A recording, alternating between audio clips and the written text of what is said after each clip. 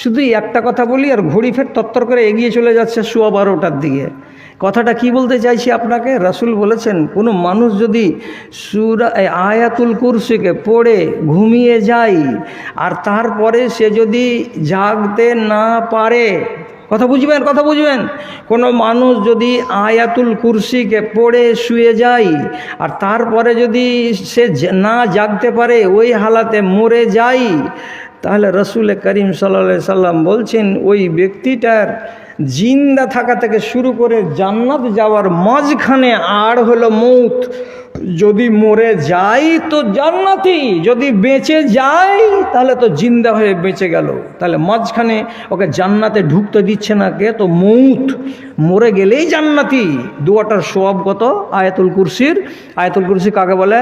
উত্তর বারান্দার বেড ছেলে তো বসে আছে এক গাড়ি, কজন জানো? আর পশ্চিম দিকে পালের তলে বসে আছে এক গাড়ি বেটি ছেলে। আয়াতুল কুরসি জানো? গোড়া থেকে শুরু করে তো বলো তো, এখানে বসে বসে আল্লাহু লা ইলাহা ইল্লাহুল হাইয়ুল কাইয়ুম লা তাখুযুহু সিনাতুন ওয়া লা নাওমুন পড়তে ওয়া হুয়াল আলিয়্যুল আযীম। এই দুয়াটা যদি পড়া যায় তো তার ফজিলতই এই। ওই যে ফজিলত থগুলি সাহেব টাটকা কিছু আছে? ওই যে হ্যাঁ আছে। কি রাসূল হাদিসের ভিতরে বলেছেন, তুমি যদি এই দুয়াটা পড়ে বালিশে ডান হাত ডান গালের ওপরে রেখে শুয়ে যাও আর এই দোয়াটা পড়ে আর কোনো দুনিয়ার কথা না বলো, আল্লাহ তাআলার পক্ষ থেকে একটি ফারিস্তা নাজিল হবে, তোমার বাড়িটাকে জোগাবে, তোমার গাড়িটাকে জোগাবে, তোমার কাঁড়ির পালাকে জোগাবে, তোমার ধানের গোলাকে জোগাবে। জোগাতে যখন সকাল হয়ে যাবে, ফারিস্তাটা আবার আসমানের দিকে উঠে চলে যাবে।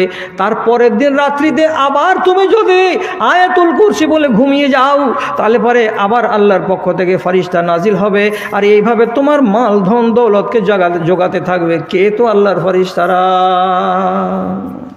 এত বড় ফজিলত, টাটকা।